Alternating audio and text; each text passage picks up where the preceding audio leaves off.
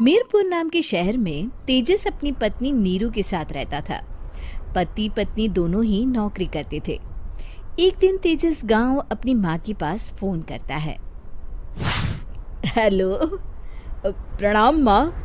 जीते रहो माँ, तुम दादी बनने वाली हो हैं? अरे वाह, ठीक है बेटा, मैं कल ही आती हूँ। जब माँ जी शहर पहुंची तो बेटी बहू ने बहुत अच्छे से स्वागत किया। लीजिए माँ जी, चाय। अरे गर्मा गर्म पकोड़े ले आओ माँ के लिए। नीरू रसोई में गई और 2 मिनट में ही पकोड़े ले आई। जी ये लीजिए। बहू, जादू से बनाए हैं क्या? अभी तो रसोई में गई थी।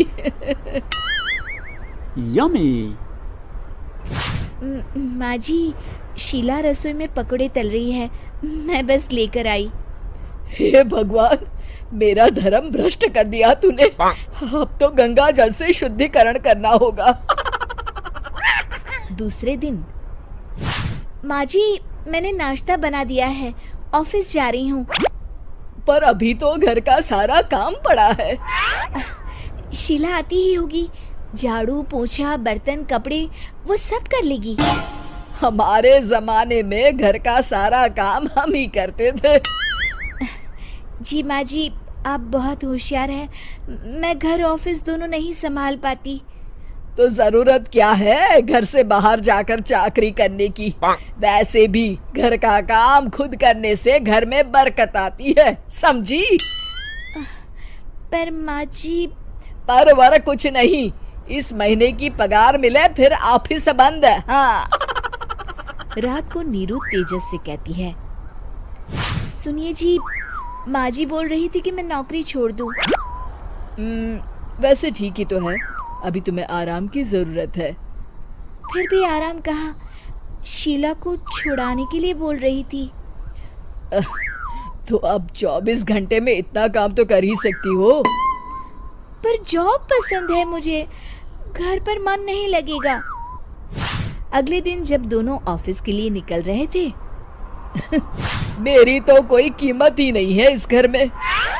माँ जी, आजकल महंगाई बहुत है, रहन सहन भी बदल गया है, दोनों नौकरी करते हैं तभी ठीक रहता है।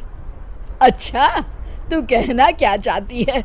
मेरा बेटा तुझे बिठा के खिला नहीं सकता? तू ही इस घर का खर्च चला रही है, हैं? नहीं माँ जी, मेरा वो मतलब नहीं था। मतलब खूब समझती हूँ, ये बाल धूप में सफेद नहीं किए मैंने। हाँ। अब तो ये रोज का काम हो गया था। तेजस भी रोज की झिकझिक से परेशान हो गया था। एक दिन उसने कहा, नीरू, वैसे भी तुम्हें मैटरनिटी लीव मिलने वाली है, तो अभी से ही छुट्टी ले लो। पर क्या, मेरी सैलरी अच्छी खासी है। आखिर नीरू ने रिजाइन कर दिया। जब बच्चा हुआ तो घर में सब बहुत खुश हुए। कुछ दिनों बाद तेजस फाइल देख रहा था। क्या हुआ तेजस, कुछ परेशान लग रहे हो? हाँ, वो हमारी जितनी सेविंग्स थी वो तो हॉस्पिटल में और छठी के फंक्शन में खत्म हो गई है नीरू। और अभी वैसे मंदी चल रही है तो मैं बोल रही थी कल मुन्ना को हेपेटाइटिस का टीका लगवाना है। नीरू, क्या पोस्टपोन नहीं कर सकते? नहीं जी, बिल्कुल नहीं। अब तेजस को समझ में आ रहा था कि उससे गलती हुई है। पैसों की कमी का असर घर के माहौल पर भी पड़ रहा था। अगले दिन, बेटा मेरा चश्मा और ये दवाइयाँ ले आना, पर्चा देते हुए माँ जी ने कहा। जी। तेजस, मुन्ना के लिए दूध का डिब्बा और डायपर भी ले आना, और ये किराने के सामान की लिस्ट है, इसे भी लाना है। तेजस गुस्से में लिस्ट मरोड़कर फेंकता है और चिल्लाता है, पैसे क्या पेड़ पर उगते हैं? ये ले आना, वो ले आना। अरे पर ये जरूरत का सामान ही है। वो गुस्से में बिना कुछ कहे ऑफिस चला गया। अरे लंच तो ले जाइए। नीरू दौड़कर डिब्बा पकड़ाती है एक दिन खाना खाने के बाद, नीरू, अब तो मुन्ना कुछ बड़ा हो गया, तो अब तुम वापस ज्वाइन कर लो ना जॉब। पर इस रिसेशन में जॉब मिलना बहुत मुश्किल है।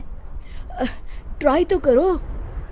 फिर मुन्ना, माँ जी है ना, और एक फुल टाइम मेड भी लगा लेंगे। पर माँ जी, उन्हें तो पसंद नहीं।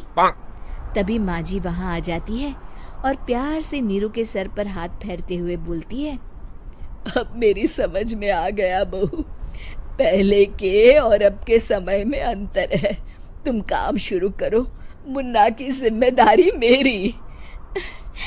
मेरी प्यारी माँ जी, ये कहकर नीरू उनके गले लग गई। ऐसी वीडियो देखने के लिए हमारे चैनल को लाइक एंड सब्सक्राइब करें और शेयर करें।